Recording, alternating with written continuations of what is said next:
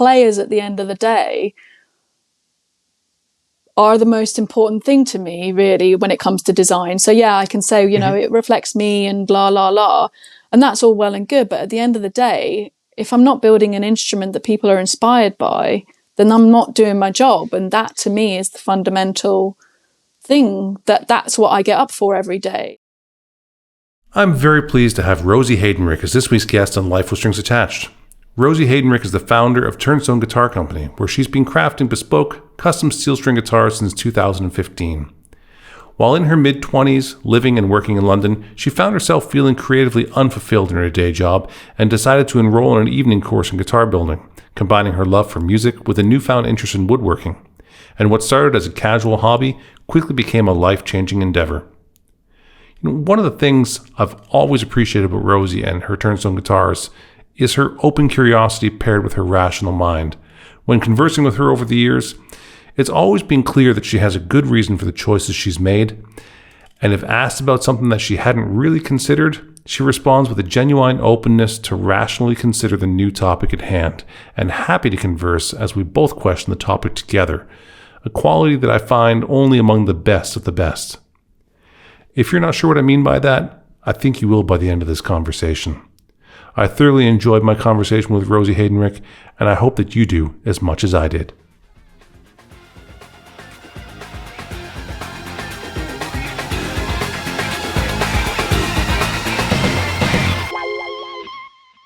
Rosie, so great to see you. Thanks for being on Life with Strings Attached.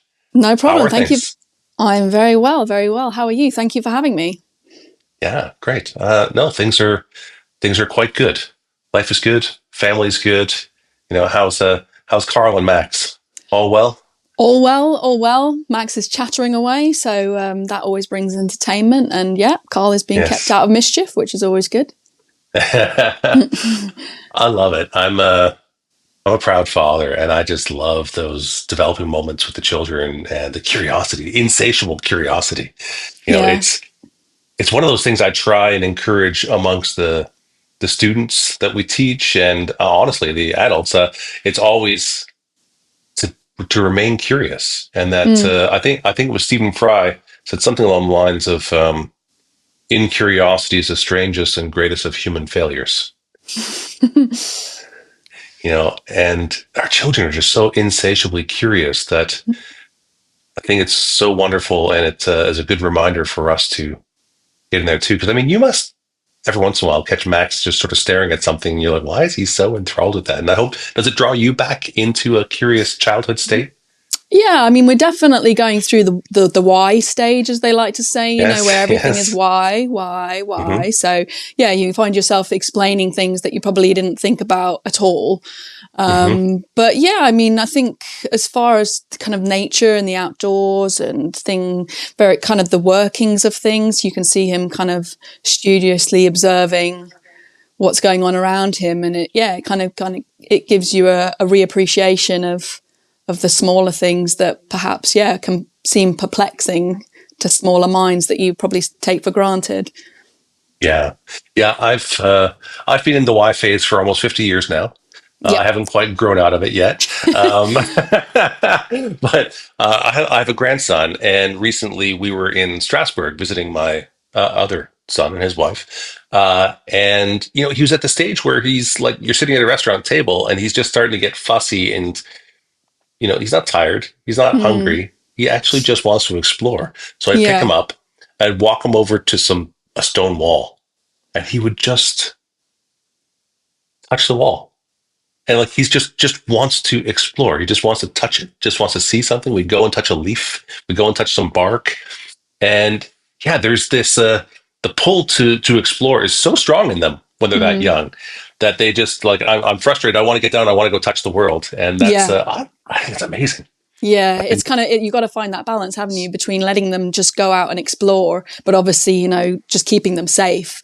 And you don't want to bear down on that and be like, no, you can't do that. You can't do that. You just kind of, got to find that space where they can feel like they can. So we just, when we get home after he's been at nursery, we just go for a little walk around our neighborhood, and we point at things that we see, like mushrooms at the moment are out. So we go and find mushrooms and just let him kind of just look around and talk about trees and in the kind of, nonsensical sentences, just kind of let it all happen and listen to what he has to say. It's always nice. Yeah. Yeah. One of the greatest challenges in our work that we do, and particularly my work that I often do in strategy and advising and helping companies, sometimes the corporate companies, is, are we asking the right questions? And what's amazing is to see somebody who doesn't know how to ask a question. They're just, it's just out there. They say, so we have phrases like children say the darndest things, and but it's because they don't know that's an awkward thing to say. They don't know that, we shouldn't say that, darling. We shouldn't. Yeah. But they have an approach to the world, which I think there's so much to learn from. Anyways, I'm just gushing about kids and and grandkids. And so, but that curiosity, I think, is really important to maintain, and it's what leads to further exploration in life. And I mean, well, your instruments, your instruments, do have a level of curiosity and a different kind of approach to them. From some of your construction methods to the wood choices you're using and such. I mean, that's got to stem from a curious mind about what's happening in the world, and you're not always using the traditional tonewoods. Matter of fact, I don't want to paint the wrong picture here, but I get the impression that you're actively trying to use woods that are not necessarily the ones that have always been used before. Is that true? Or yeah, so that kind of came about through, I guess the generation that I am, in that there isn't that supply of the traditional materials that there once was. It's kind of seemed to me apparent from the beginning that I can't kind of build my reputation based on woods that may not exist in the fairly near future. So that was kind of a realization for me that I kind of need to proactively seek out what the next generation of woods are going to be, but also understanding what it was that was great about, I'm speaking in the past tense, they're still very much around, but just not as plentiful as they were before. So I have the ability to use them and understand them and appreciate what it is about traditional woods that builds a great instrument. But I'm not kind of confined by the fact that I think it's the only thing that can build a great instrument. There's so many different variables that go into making a guitar that the woods are the mere kind of just dressing on the outside. There's so much that you can manipulate and adapt on the inside. And that was kind of the fundamental reasoning, I guess, why I had the ability or the want to explore. But I guess from it was ignorance as well, in that I was kind of like, well, I bet, I think I can do this. And I wasn't kind of hemmed in by a boundary, I guess, that confined me to thinking it's the only way to do it. I've come from, I was never, I guess, inspired.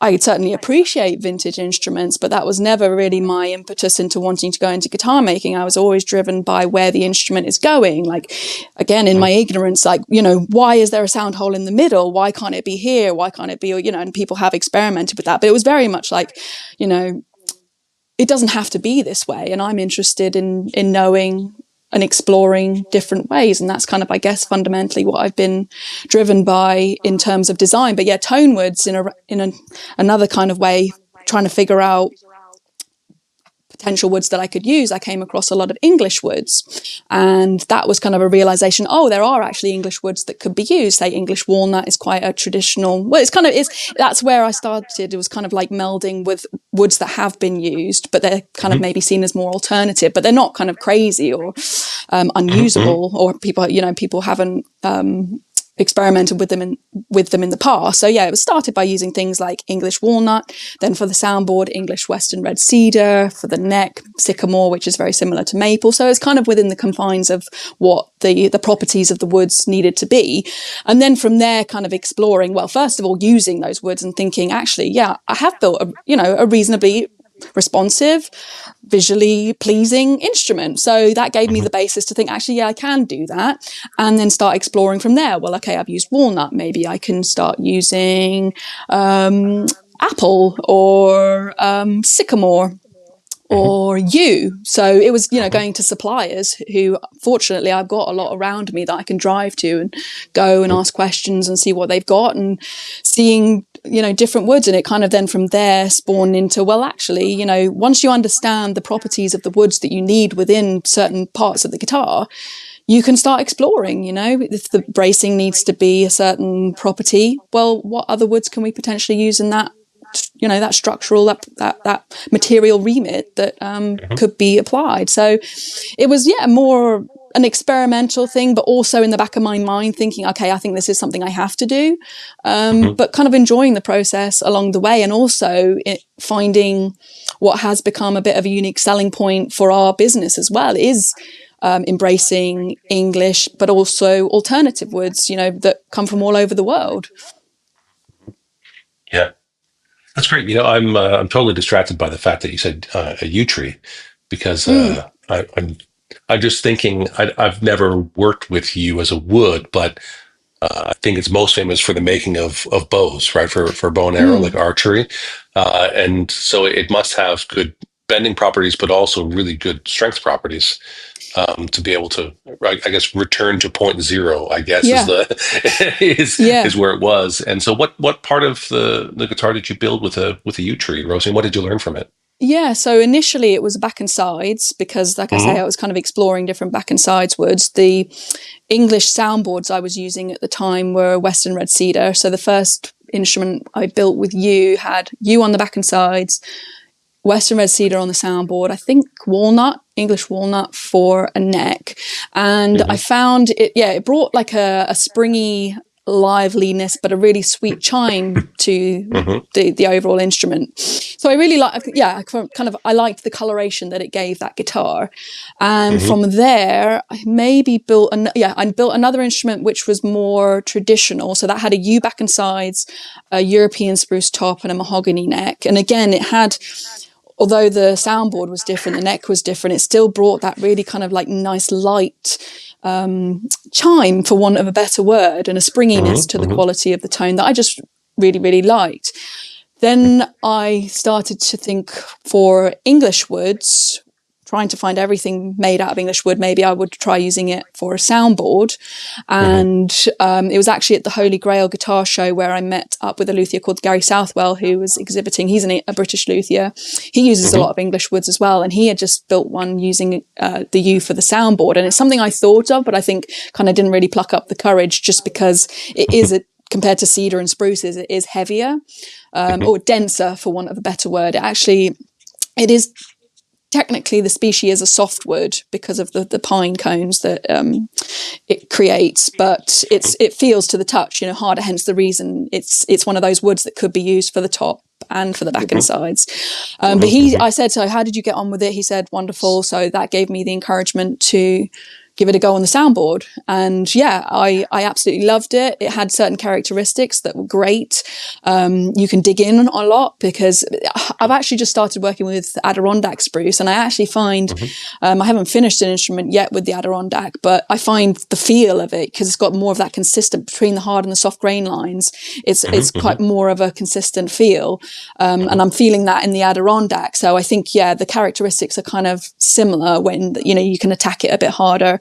You need to take it a bit thinner. And every time I've used it, I have actually taken a bit more courage to actually say, because of this density, then the stiffness and the weight, I can take this a little bit thinner. Obviously, that's marrying up with whatever you're doing with the bracing and all the rest of it. But it carries that initial tonality that I found in the back and sides. And I can't remember.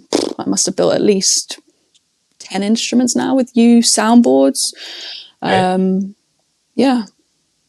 That's very interesting to me. Have you braced with the yew? I mean, the brace seems almost the closest relative to the possible bow history of.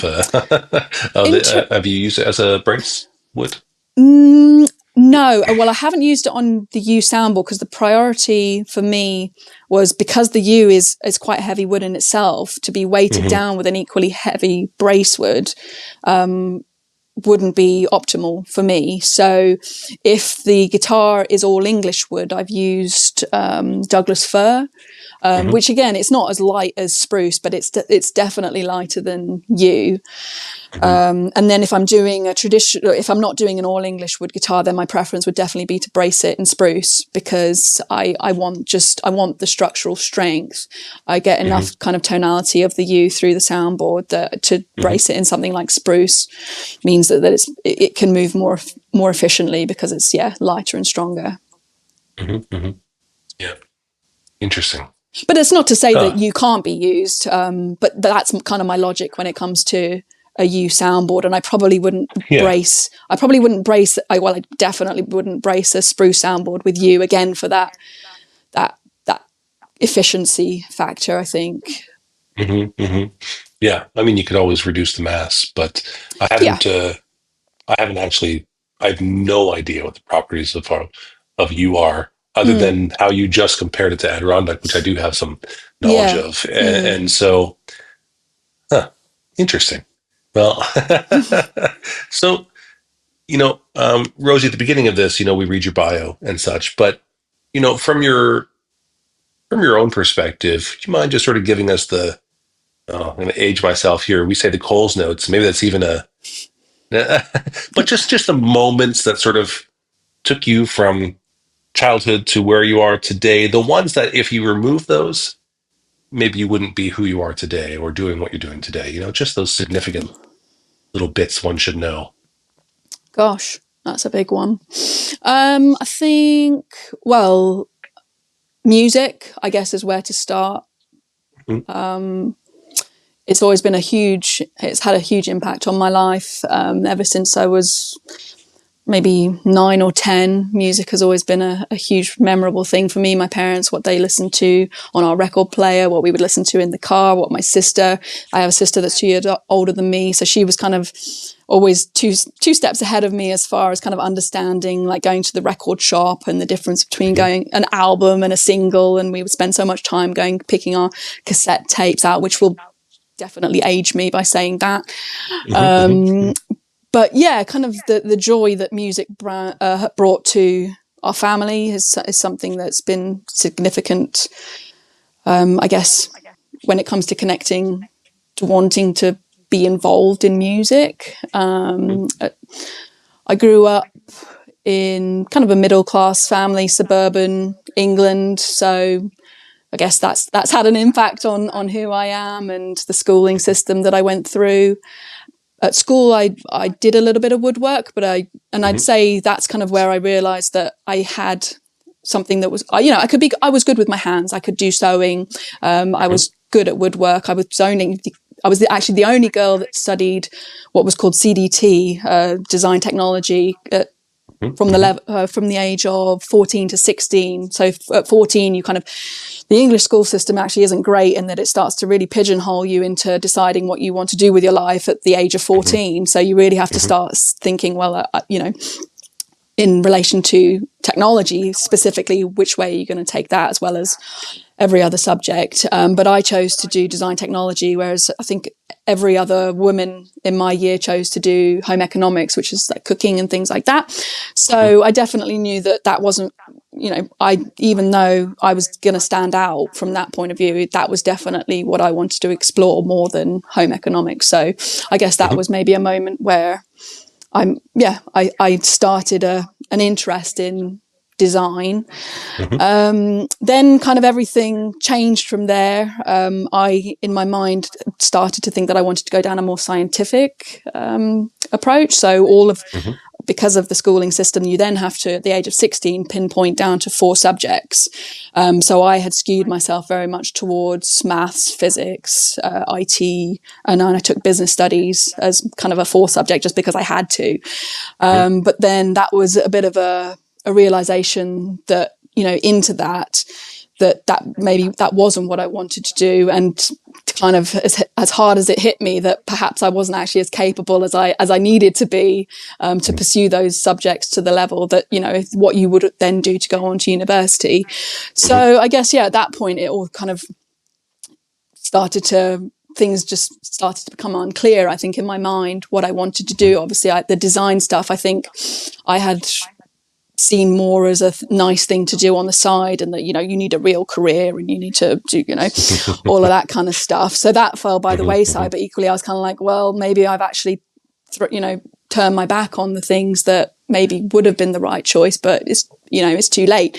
But what I did actually coincidentally enjoy was the business studies, and kind of, I guess, the thrill of and the complex nature of what it is to run a business. We would often have successful business people come in to speak to us, and I always found that really inspiring. And I remember reading, like, you know, Richard Branson's autobiography, and the fact that he, you know, and that had a connection to music as well. So, you know, talking about him starting his record label, and kind of just, I guess thrill is the word that comes to mind. Is, you know, it's exciting and it's fun to create something from nothing. And I enjoyed business studies, so that's where it was kind of like, well, actually, that's the way that I will go and study business at university. And then music was always kind of a thing a baseline thing. I played guitar. That's probably one thing to mention. I started playing when I was 17, and as a creative outlet for me through perhaps, what was quite a confusing and discombobulating time, always having the guitar to come back to and be able to, I started writing songs through the guitar. I started to learn how to sing, and that was very much a thing that I could use to process emotional things that I was going through. And it became kind of a friend that I very much needed. From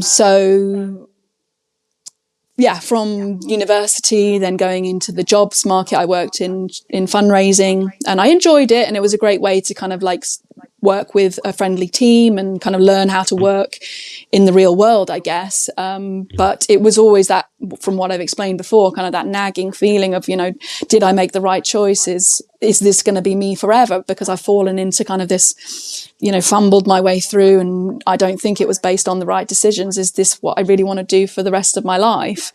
So then came a turn of wanting to do something related to music. And I thought in my mind, maybe that might have been like recording engineering and music production, because that had always been something I was interested in during university, like recording on my 4-track and sort of starting to explore with Cubase and things like that. So I started to do that, but then realized, because my day job was very much in the office, focused around a computer all day, to then go and sit on a computer and kind of the meticulousness, I think that in that regard with computers is something that I've never been that interested in. So that kind of didn't really fit that well. And then an evening course came up for guitar making. And I was, again, kind of thinking, I want to do something, but I'm just not kind of sure what it is. Okay, there's guitar making. Okay, I did kind of design stuff when I was younger. I love music. The whole kind of thought process of actually creating a guitar using glues and woods and hand tools. I'd never used kind of hand tools, kind of seemed like, whoa, this is all a bit weird if I'm honest, but whatever, I'll give it a go. So I started just going along to the evening course once a week, and just kind of, it just blew up from there. It fit everything I think that I was looking for, but it also pushed me in a way, like it was ridiculously hard, much harder than I ever anticipated it to be.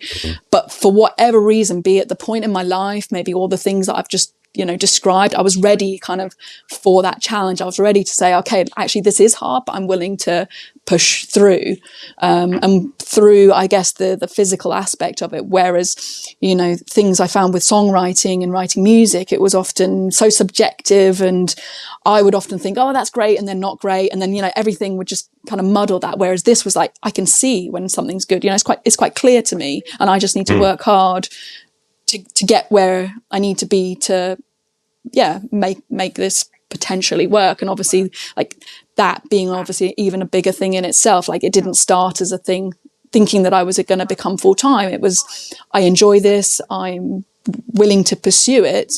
But then, growing it into something that actually became a full-time business was, another journey in itself. But I guess that turned out to be a long answer to what probably was should have been a shorter answer, but that's it, I guess. No, that's great. And honestly, it fills in a number of things. Actually, when we were talking about wood earlier on, it had occurred to me that the way you were talking about the wood is the way a guitar player talks about the wood.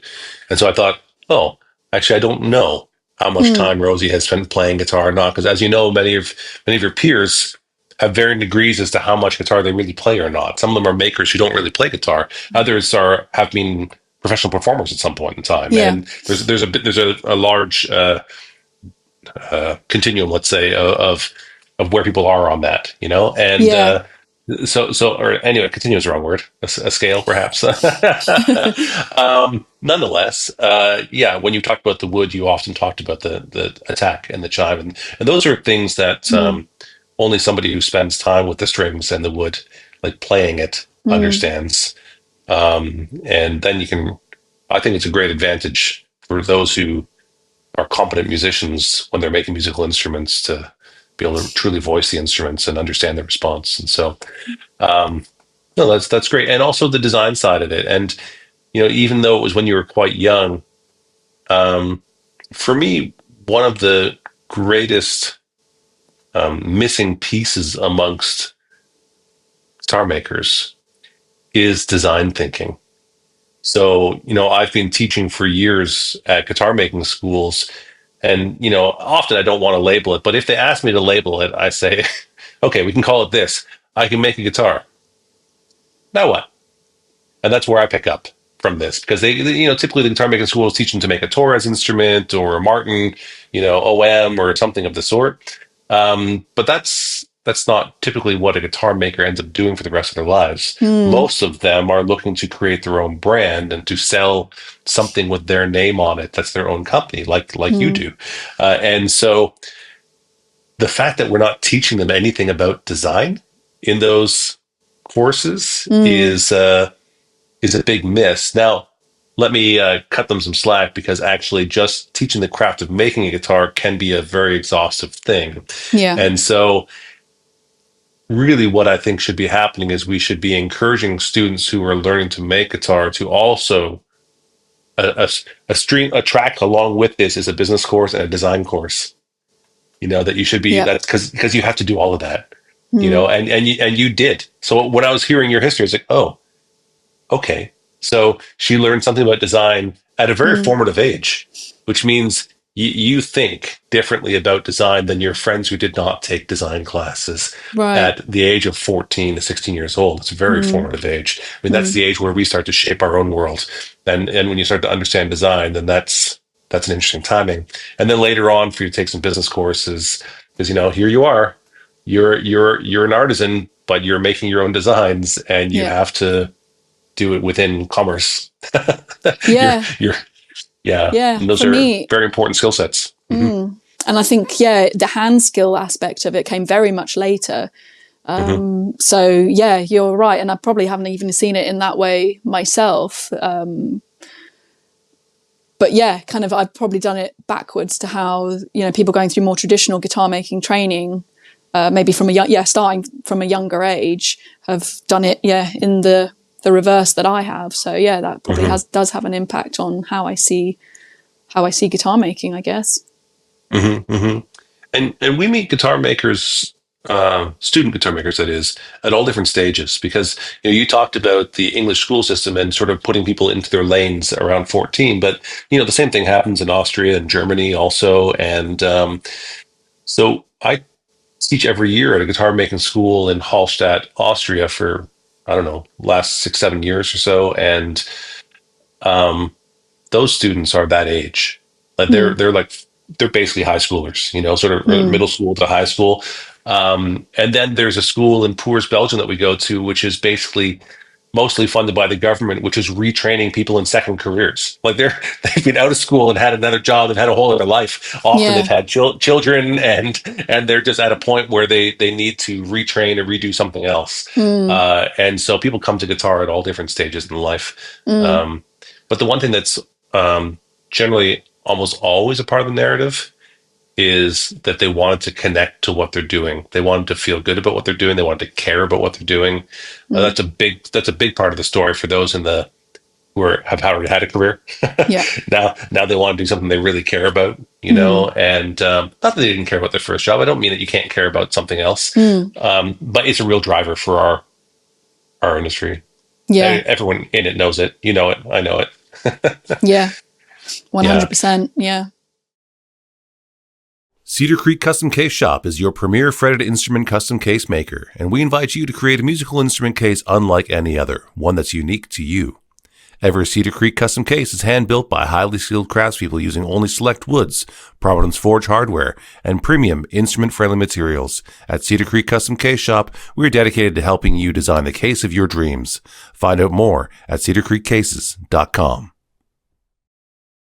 Yeah. So what keeps it going, though? You know, we talked about that sort of insatiable curiosity of young people. Do you remain curious today? Are you still driven by how it works, how the different woods are? What keeps you curious today, Rosie, or drives? Yeah, so it's an interesting one because, I guess what interested me, still fundamentally interests me, is the exploration of the instrument. So my bosses are my customers,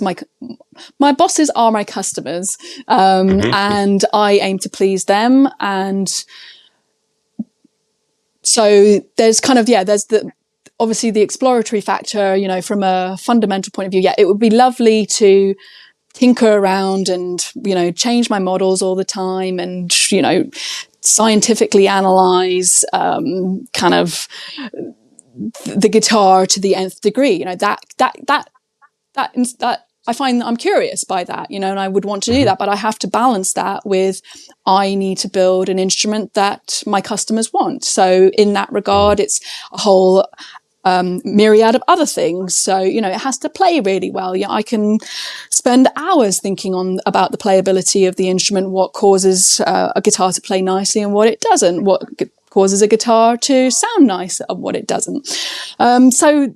Yeah, I mean, there's this whole aspect of just wanting to create and build the Holy Grail instrument that keeps me curious. Then as you grow your business, so, you know, people are starting to be interested in what you're doing. There's there's the business side of things. That keeps me curious, you know, building our brand and what we have to do to market ourselves and how we attract, or who are our customers, how do we attract them.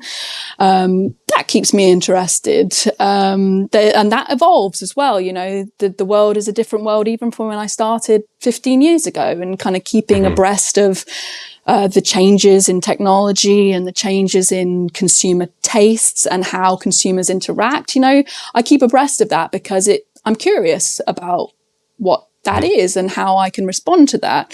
Then there's also the workshop, you know, the tools that I have, and I've honed very much my hand skills from the beginning. And that was very important to me to have all those baseline skills. Well, I didn't realize how important it was, but it was through my training, you know, I realized, and I learned to a very high level what it was to be a good woodworker using all hand tools.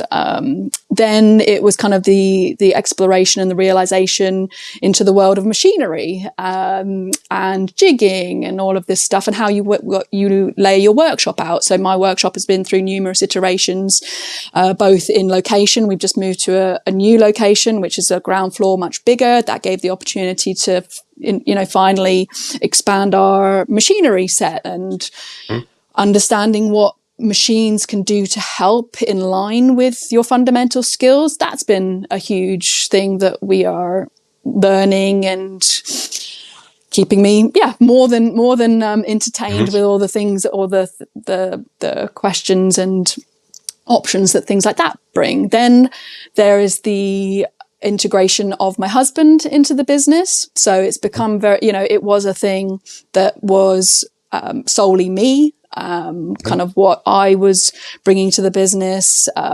Then the incorporation of my husband into the business, that obviously both brings a demand to the business that is much more serious, for want of a better word.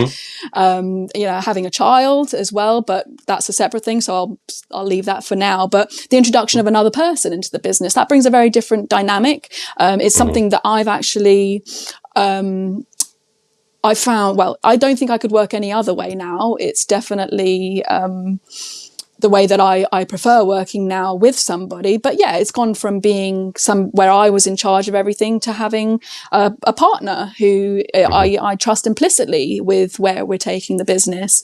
But the dynamic is different, and I've had to adjust to that. And also, yeah, what that then means for the business.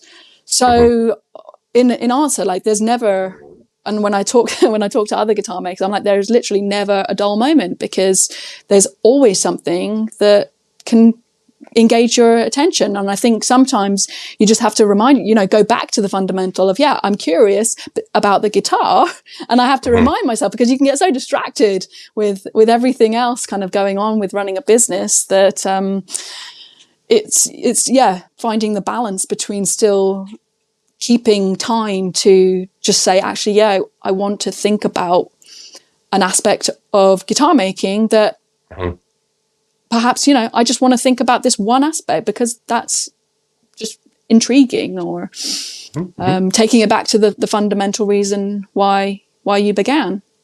Yeah. Amazing. I remember when Carl was starting to join you in the company, because I think we were together maybe at a Holy Grail guitar show. I think you and Carl and Roberta and I sat down and maybe had a lunch or something, not far outside of the show, and you were discussing that actually Carl was leaving his job and was coming into the company at that point in time. And as you know, we have a family business. You've worked with both my children and my wife, and I often, as we get up, we have a little tradition in our house where I tend to get up and do a little bit of work early, because my brain starts going on those things. I can't sleep anymore, and I just get up and start working. And but eventually, not so late. Roberta doesn't sleep in, but not a little bit later, she sends me a message and lets me know that she's awake, and I make a coffee and I bring it back to bed, and we sit in bed and have a coffee together. And in those moments, I often think, of people with two completely different careers, which leads to two completely different lives. How do they keep it together? We've been married 28 years. She's still my favorite obsession. I love my children to death. We're a serious family business, and we travel all over the world together. And I think it's an incredible strength to who we are, but also fundamentally to how you keep a family together. And keeping families together is not easy in the modern age. And so I will tell you also, the worst fights that Roberta and I have ever had have been in the office. Yeah. Absolutely. We're not, neither of us are yellers. Yeah. I've yelled in the office. Like we've gone head to head in the office, that we don't do in our personal lives in the same way. And that's been a long time, to be honest. It's probably been more than a decade since we've had an argument like that.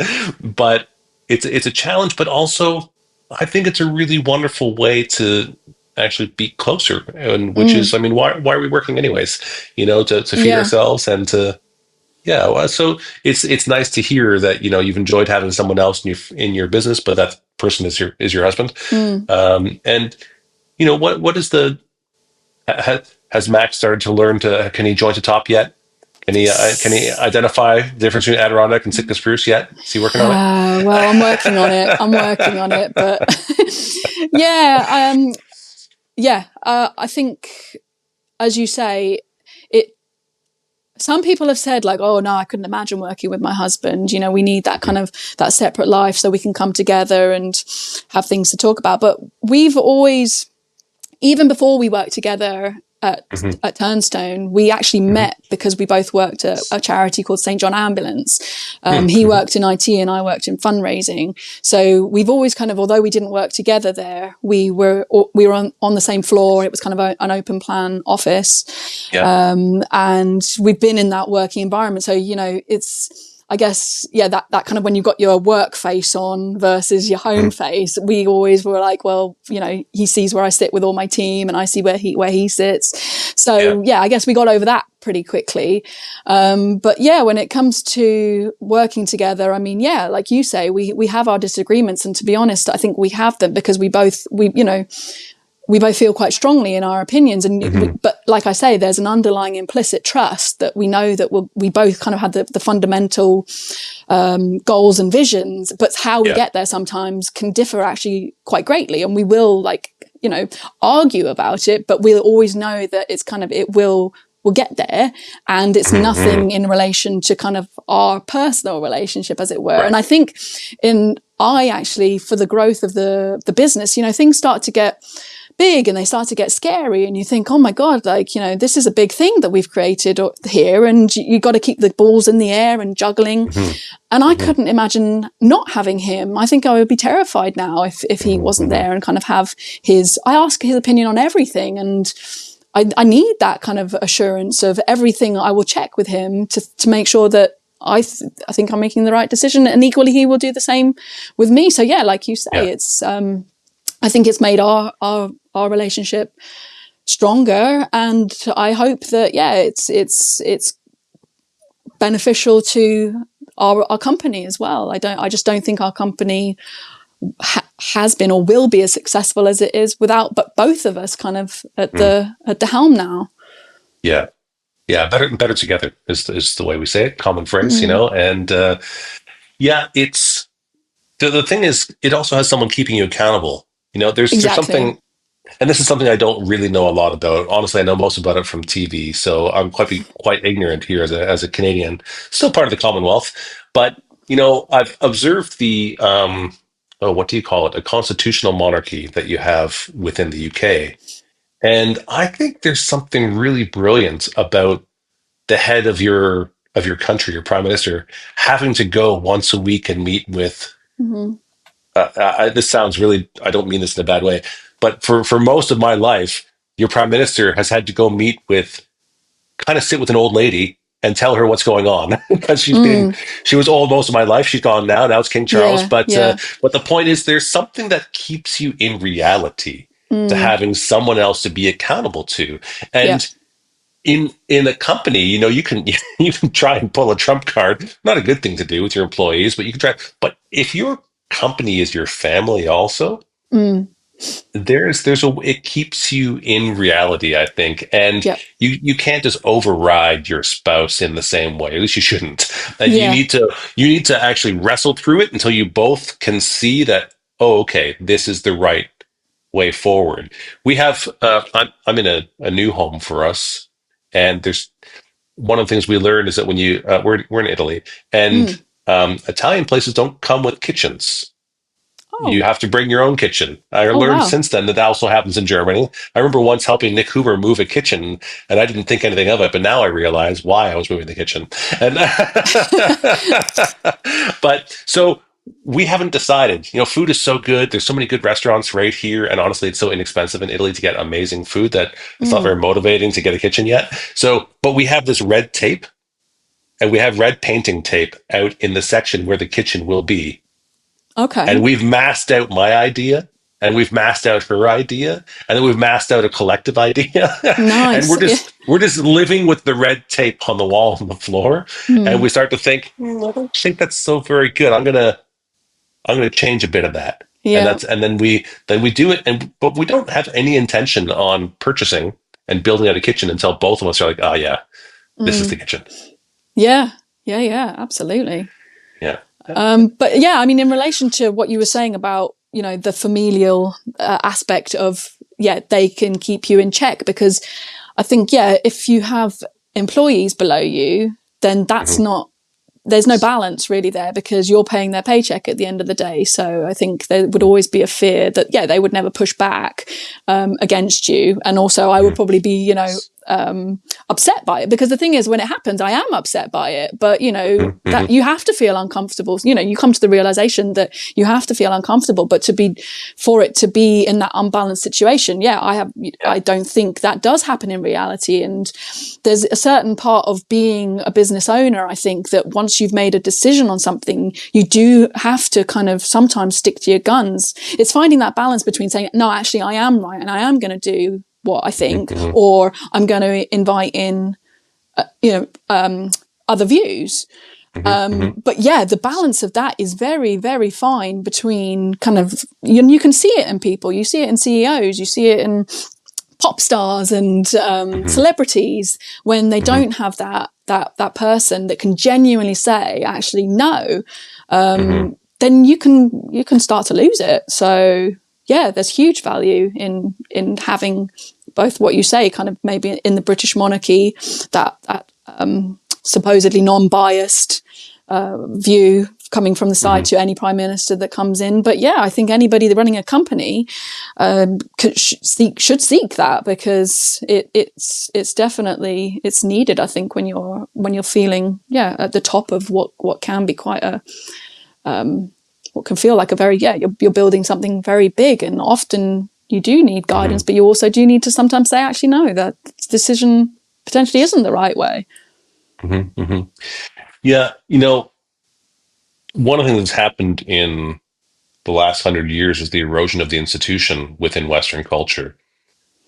And there was a period in my life, I didn't grow up in a church, but in my formative years, I did start going to church, and that really shaped my life. That I no longer go to church, but there was a period where I did. And the thing is, I learned really concepts like accountability and integrity. And there's something about going somewhere once a week where you're actively trying to be a better person, and everyone else in the room is trying to be a better person, and everyone is trying to make the world a better place somehow. Of course, there's always people who are delusional, don't get me wrong, but overall, people are going there to be good, to be better, and to be in community. And that's something that is, as I struggled, because we didn't actually raise our children later in life in that context. And it's the one thing I look back at when raising my kids. Not that my kids are horribly immoral or anything of the sort, but I miss that anchor. I miss that concept of accountability. Who are you accountable to? If you're not actually connected to anyone, if you spend your entire life insular in your own home, in front of your own computer or whatever it has, so the concept of accountability is just something you read about or hear someone like myself talking to someone, like wishing they'd shut up, But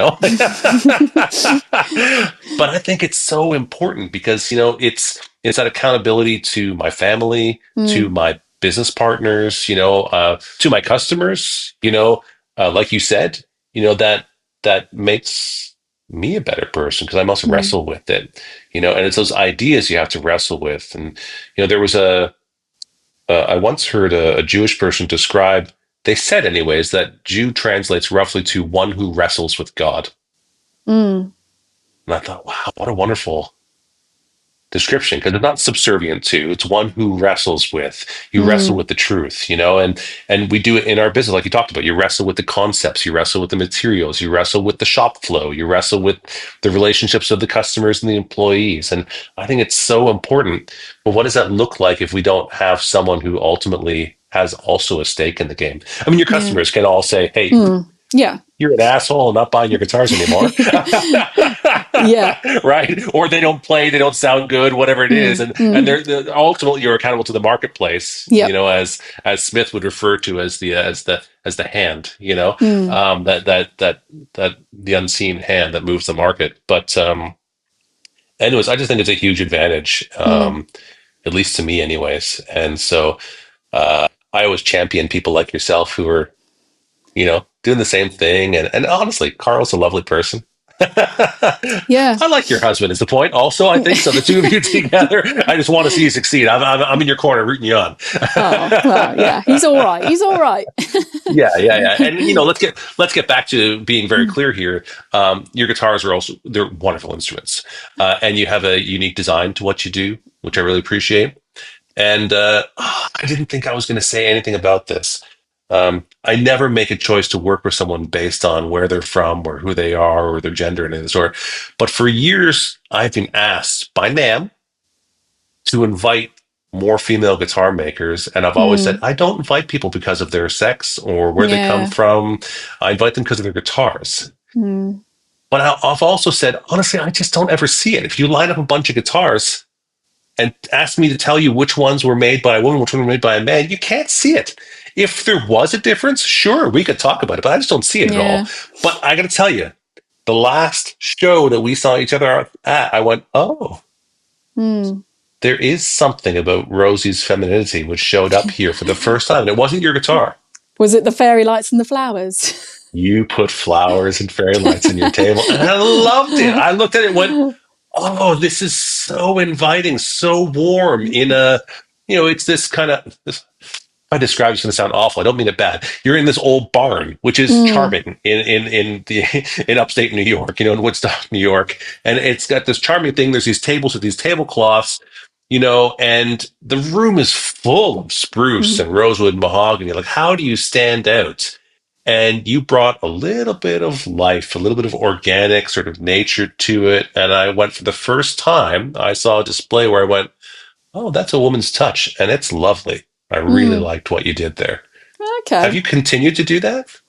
Or was that Carl? Well, Was that Carl's idea? it probably was, to be Was fair. it? No, I I'm the can't. guy with the books on fashion in our family, the art books. Roberta loves mowing the grass and drinking beer. We're that Okay. flipped. Yeah, yeah. I love that. Yeah, I mean, kind of to, yeah. I'm trying to think like where that idea actually came from. I don't know. I think like you, I just wanted something just to, because the table is just so like, oh, there's a tablecloth, Yes. there's the guitars, but as you say, everybody's got at least 2 guitars on their table. Yeah. And it's just something, that you can look and think, oh, that's just nice. And it's not kind of like, oh, I want a bouquet so big that it's kind of trying to mask my guitars. That wasn't kind of the aim Yeah. at all. It was just Wasn't like kind a of, funeral arrangement with a couple of guitars sticking out of it. It no. wasn't like And I think also maybe it was Woodstock as well, because I just thought, and it was autumn, so I wanted autumnal flowers, and I got them from a little local producer who produced them. And I think she had her own little field in somewhere in Woodstock. Yeah. And then, Carl has definitely, he's the modern man, shall we say? So he would have support. Maybe even came up with it. I honestly can't remember where I thought that how to do it, but I think, and you're right. Maybe I didn't even myself think that it reflected kind of a female touch, but I guess in essence it did. I think that, it's much more likely for a woman to make the choice to put flowers there. I mean, men use flowers. Don't get me wrong. Oh yeah. men present flowers hoping for a positive response, but it's different than just wanting to have flowers around, and it's a different proposition. So anyways, it was really lovely, and for all the things you just said, we have it's exactly that. So there was an art critic around the turn of the 20th century who hung out at a bar with a bunch of now famous painters who were not yet famous. And we now know them as the Impressionists, but I don't know, a lot of people realize they would all hang out at a bar and sort of talk about why no one likes their art and why they can't be accepted by the salon, the major industry at the time. And I mean, we're talking about like Manet, Degas, Matisse, like Monet, like they were all there, and the critic said to I think he said to Manet, he said, "You must succeed at making a noise and drawing attention." And this always stayed with me. I recently had an exchange with a guitar maker who reached out to me to be a part of something, and we talked, and I asked him what makes his stuff. I'm always looking for a unique world-class instrument that's contributing something to the conversation. So I need to know that it's world-class. Okay. I need to know that it's unique in some way, but not, you can make something really awful unique if you want, right? Like, Yeah. But that it's contributing something to the conversation. And I say that to everyone. And sometimes people answer it. They have a wonderful answer, and we continue the conversation. Sometimes people go into existential crisis and go, "Oh my God, what am I contributing to the world? I don't know." And then and they disappear for a while and go think about it. But their response was, "People know when they play my guitars, and so my guitars must be played." Okay. How, if you're in a room with 1,000 guitars, why are they going to pick up your guitar in the first place? You must succeed at making a noise and drawing attention. Someone like myself, I go to guitar shows and I walk past almost every guitar. It's not because they're not going to play nicely. It's not because they're not valid for somebody, but I'm looking for remarkable jewels Yeah. amongst the guitars. I'm looking for the things that are really standing out. Yeah. And so how do you get someone there to be able to experience your remarkably well performing instrument? It Yeah. could be with a well-considered floral arrangement and fairy lights, Yeah. I right? think, yeah, totally. And I think the other answer to that is something because I talk a little bit, I go to the lectures. I think you've been there to Newark College. I have, I've yeah. gone and spoken to the students there, and I say, you could build the best guitars in the world, but in this industry, people want to know about you. And this is something that I have to say, like at the beginning, I didn't think it was going to be a thing. I'd named my company Turnstone Guitar Company. I didn't name it Rosie Heydenrych Guitars because I was interested in building the brand. But what I soon came to realize is people want to learn in this particular niche that we are building. They want to know about you. You are the face of the brand and you need to be seen. And so, the way that I built the business to start with was just going out to shows, and you can build a website, you can take great photos. And I thought maybe that might, bring in the orders. If I just build a great website comparison to what I'm seeing, I do nice photos, surely they'll all come flooding in. No, they absolutely don't. You have to kind of go out there and you have to say, this is me and I'm coming and I'm standing by my work beyond what even the guitar is. It's you say, actually, I'm proud enough of what I've done that I can stand here and say, this is my guitar and I'm willing to stand here while you play it and assess it right in front of me, which not everybody is comfortable in doing.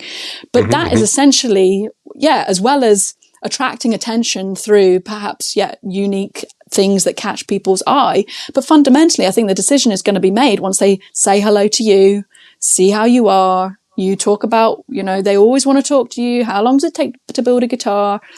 How long have you been doing this? Because they're interested in you more than anything. I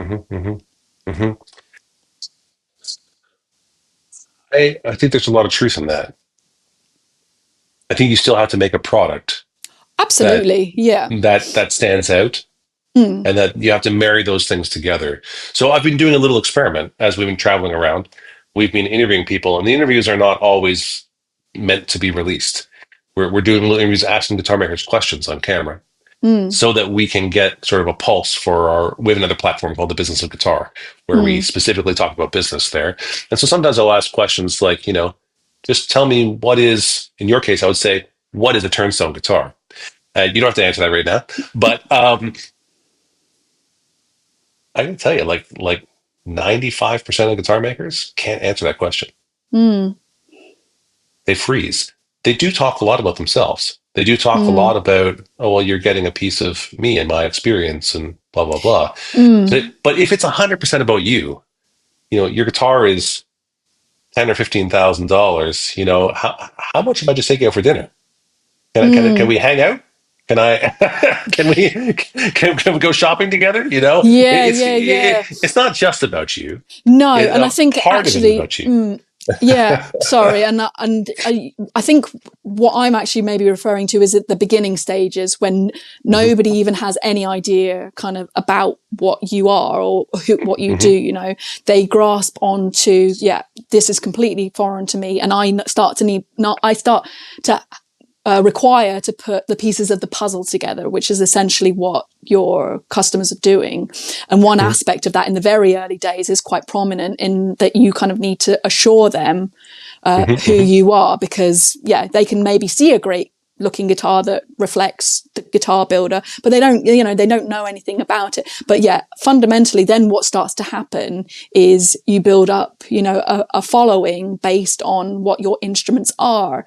They can start to build a picture based on, what kind of sound you're trying to achieve, what kind of music is good to be played on the guitars, the visual, people start to see kind of a commonality in how your guitars look. And they start to say, oh, that, I like that. And the body of work starts to grow, and that's basically based on you as a maker producing the product that becomes separate to yourself.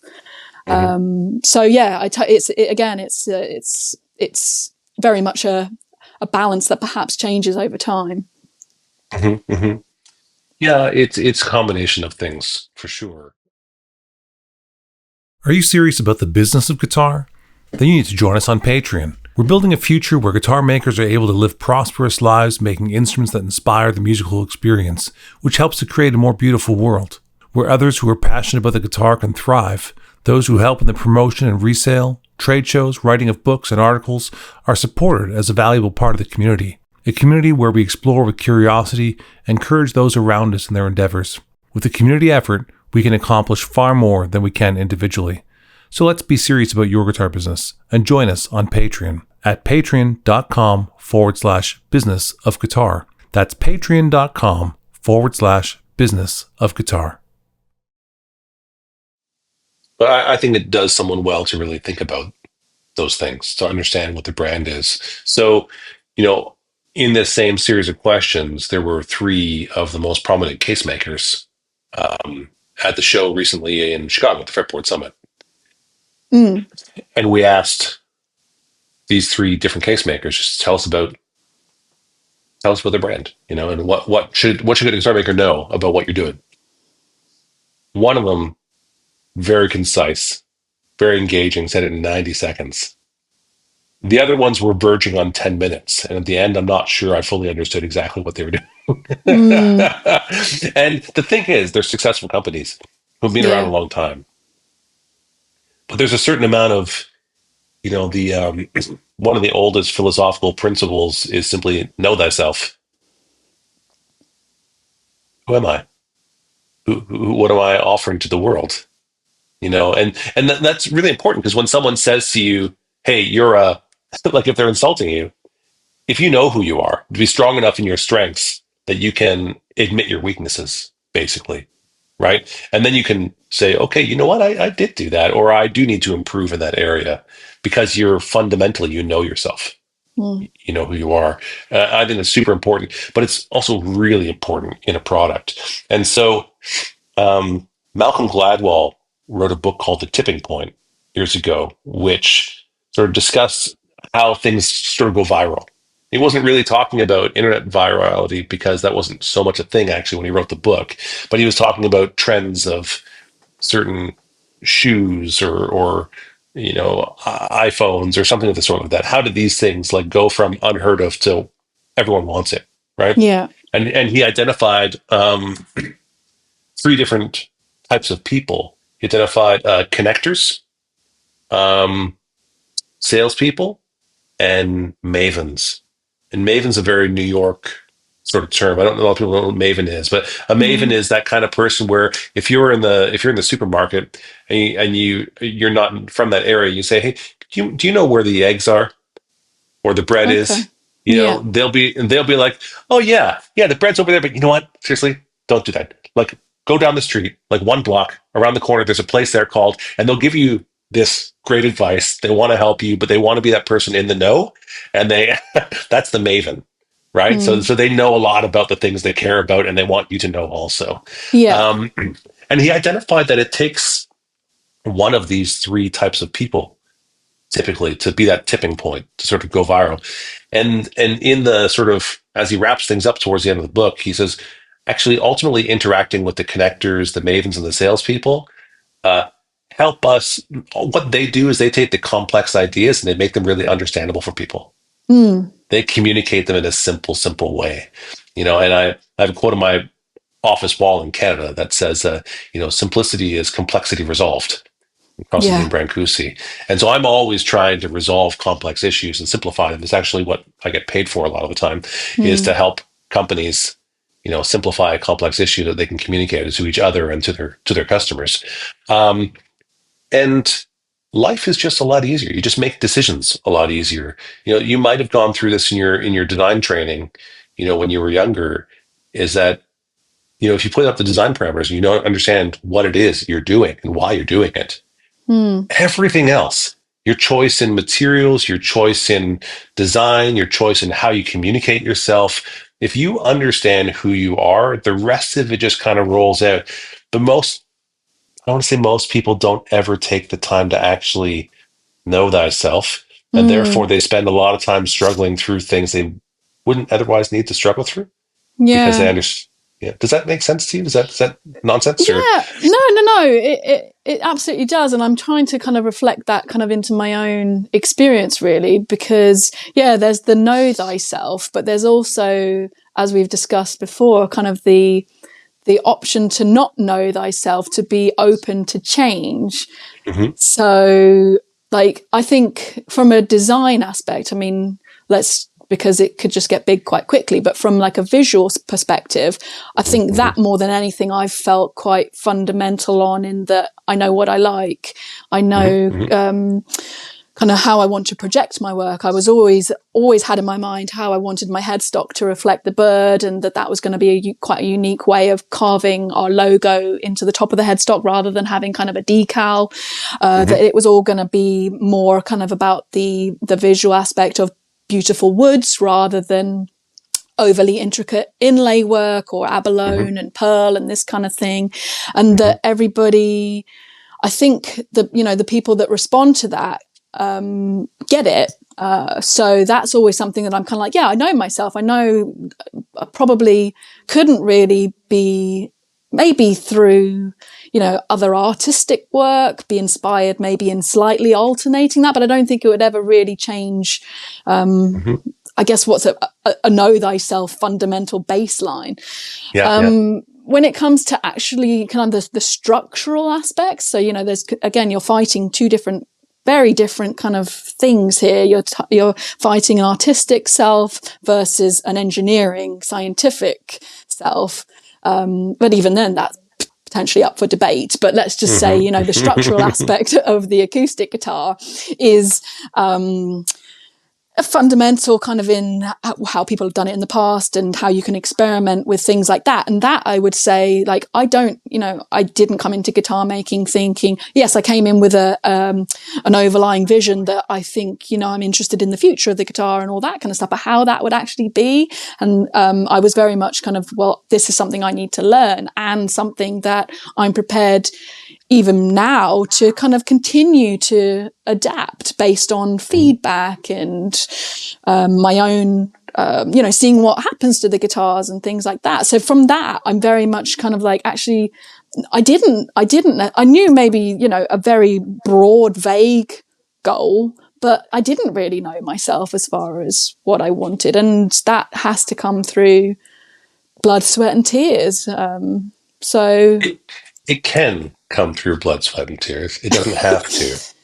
Well, this is the thing. Yeah, like you say, are you good at something? And yet, again, that's a bit up for interpretation. Like I was talking to Carl the other day about, people who come across as potentially gifted at something. Actually, when you peel back the facade, they worked really hard usually to get to that point in time. It's not something some people can, like, for example, pick up a guitar and be very good at it. But to, become excellent, virtuoso in guitar playing requires, however good you are, the ability and the need to practice. Obsession. Yeah. So yeah, I mean, it's one of those things. What I think, I'm for some reason I can concentrate heavily and work hard at woodworking and in the interpretation of creating a guitar. Maybe not for something else, I don't know, but I've worked very hard for it. But where's the balance of, if somebody equally, I know lots of people that work just as hard as I did in my evening course, and they're not where I am right now. And what is the difference between that? There's many different kind of avenues where the ebbs and flows in life, where things have changed and whatever happens. So it's a very interesting discussion versus kind of what you were meant to be and what you've made yourself become. I mean, some people arrive at a very unique product and business because of they're introspective and they're just kind of building themselves, and that can get there. And I think that honestly, many people arrive there. But if you go back and listen to some of the interviews that there's 3 interviews that I've done so far in Life with Strings Attached with industrial designers. Uli Teufel of Teufel Guitars. Yeah. Robin Stumval of Versa, which I didn't interview him. I actually interviewed him and Uli meeting for the first time. We had a three-way conversation. Oh, nice. Yeah. As two industrial designers. They're actually from the same, basically, town, and they had never met each other. Even though Robin, like, wrote his thesis using Teufel as an example, they'd never met. And I thought, well, I can change this. Let's change it. So anyways, so there's that one. And then there's Everything from Portugal, who have a guitar project, but they're actually industrial designers. They also design carbon fiber airplanes and cork bats for IKEA. Like, I mean, a really broad range of things. The reason I mention this is because design thinking is a process. They teach it in universities around the world, and you can work through a rationale and arrive at understanding a product. You can do it as an expression of yourself. You can also do it as an expression of an idea that's not necessarily yourself. But those people, if I ask them to tell me what their guitar is, they can explain it every time, concisely, clearly, because they went through a process to arrive where they were that was very conscious. It was a rational process they went through. And, you know, you can go through the rock tumbler, if you will, which is how most people do it. They get out there, they starve, they don't make money for a while, they get the rough edges worn off them, and eventually comes out the core of who they are. Some of them, many of them get lost in the process. But I do think that for those who are new at guitar making, who are coming out of school, who like they know that they want to build instruments for the rest of their lives, that they could probably shave possibly 10 years of suffering off their life if they spent 1 year in a design school. Being conscious about what you're trying to create. Yeah. So and I think your design is is very much you.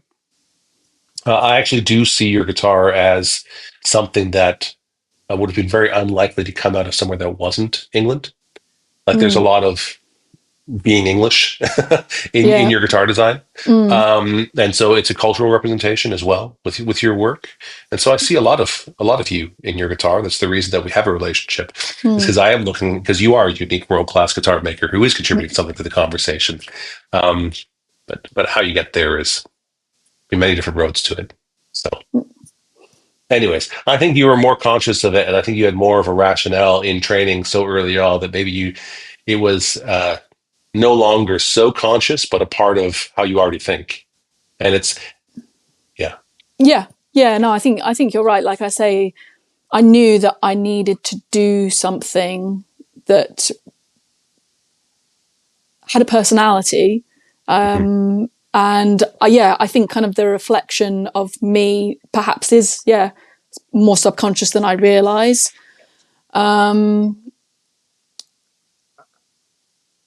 But I think, as you say, it's a very reflecting something succinctly can sometimes be hard because the road to the end result isn't as clear cut, if that makes sense.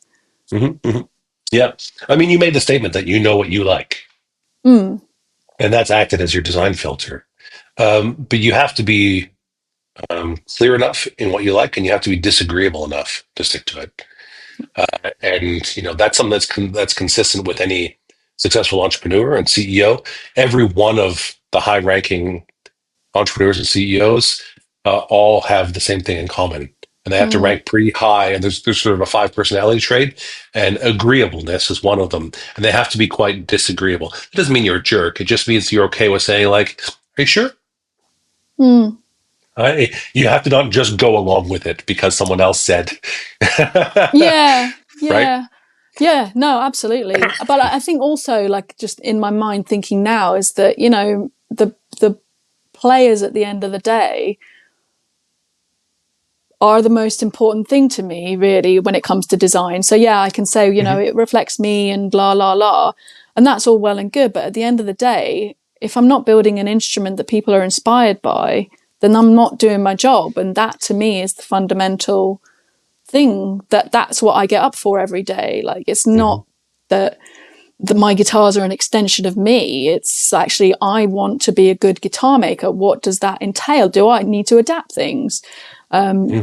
And I often get told, and I do get feedback, and that's where we're ever evolving. So I think, fundamental design concepts are very good, but I think also the need to kind of see it as an evolving thing is also just for the continuation of the design, being open to, that it's never a finite thing. And that for me comes a lot through the feedback that I get from my players. It's not kind of, I don't bestow my instruments to be kind of, I'm the creator and this is what they are. It's kind of a collaborative thing. I work very closely with the players as well they have, a big say in what we do. So that obviously has a huge impact on kind of how I have to work as well.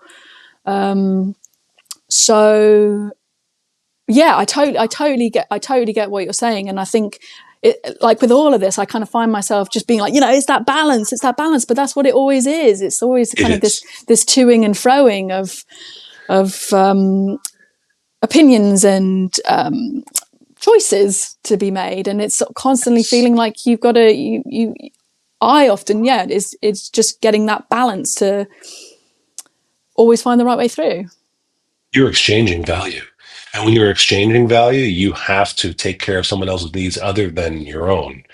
And so it has to meet your needs and satisfy that you are making something of value in a valuable way, living a valuable life. And it has to meet their needs of, I want to buy something of value that performs in a particular way and fills a need for myself. And so we negotiate our relationships in our culture, based on what we can offer and what someone else can offer. And, in your case, it's the craft and how you can craft it to meet the needs of a player. And they respond with, of course, money. Because but they're only willing to spend the money and feel satisfied with spending the money because they got something where the value proposition was satisfying for them as well. And so, I think this idea of know thyself is not a permanent thing. If you know that you are a curious and ever-changing person, that's still knowing yourself. It's knowing that you're evolving and that there is a continuum of Rosie, and there's a continuum of Turnstone, that will, maybe the most satisfying Turnstone guitar that you ever make is hopefully, the most recent one. Yeah, always the next one. Right? Yeah. Yeah. So Rosie, this has been a lovely conversation. I've enjoyed it very much. As we sort of look to wrapping up here, if I were a better interviewer, was there a question that I should have asked you or something you wish that we had talked about today that we could cover before we close up? No, I don't think so. I think along these lines, I think you've been a good interviewer. So it was an interesting discussion. I could, you could go into all the technical aspects of things that I would happily talk to you for hours about, but I don't think that's what this was kind of about. So it's more broad-ranging, philosophical, perhaps. Yes. And I think you've, we've had a good discussion about that. Yeah.